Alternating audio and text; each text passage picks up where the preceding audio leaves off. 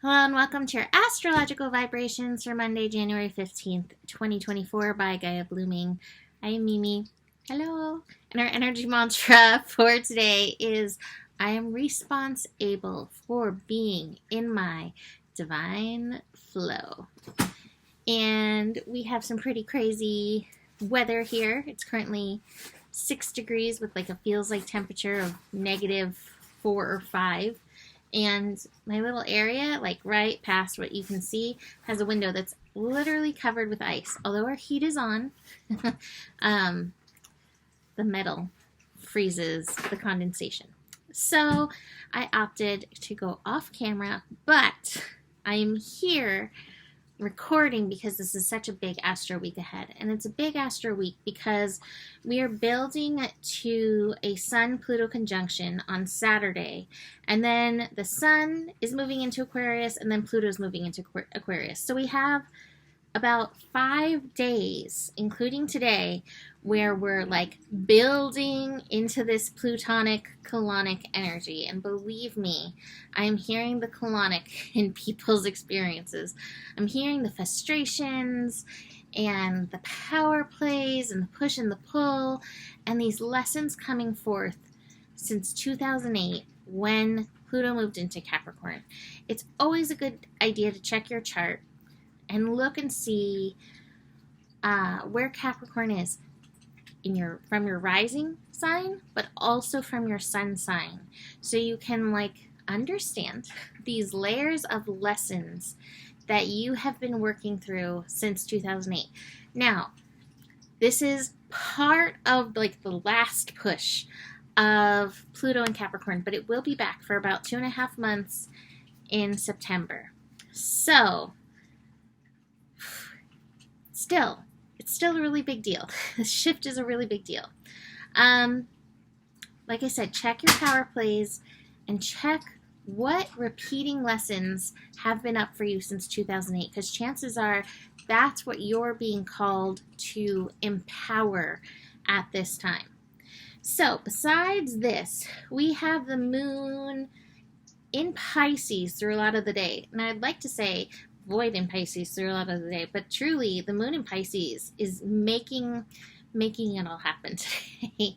And I think some of this is a reminder that we're all taking part in the divine unfolding, all taking part in the divine flow, and it's important to remember that, especially when we have some of these Plutonic, Colonic, challenging lessons coming up that we may want to avoid otherwise. Where do we need to surrender? Where do we need to stop the resistance? Where do we need to be like, okay, universe, I hear you, I get it, like, how can I work with you instead of resisting? And the top of the cards, we have the experiencing card. And this is a card that I always say, like, there's so much growth here for you. You're going to learn. But it's lessons, and lessons can be challenging. But right behind it, the guidance card. Listening to that higher guidance.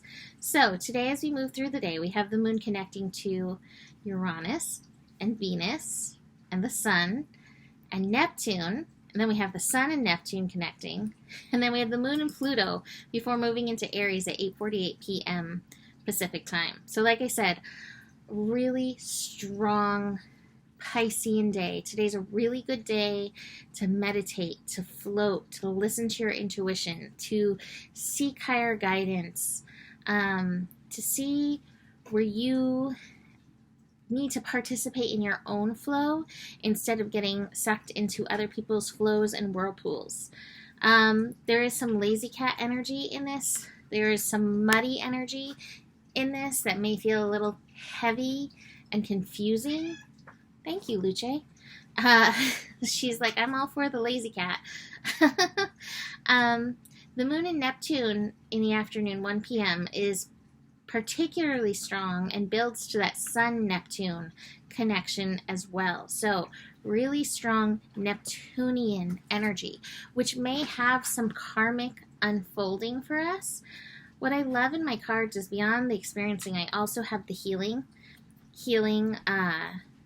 King of Cups energy. So there's potentially some emotional healing if we can let these energies flow. And maybe some of this emotional healing, again, connects to some of this Plutonic energy that we're moving through. I love the saying, you have to feel it to heal it, because sometimes there's no avoidance, and sometimes you just have to like release the waters of the world, the waters energy that you are carrying. I'm hearing Trevor Hall singing, put down what you are carrying. So be aware of that. It also comes with the Empress card, which is a card of nurturing energy. Moon in Pisces squaring Venus and Sagittarius. Feels like there may be a few different ways you want to go through this, and the Venus and Sagittarius, we may want to burn through this energy.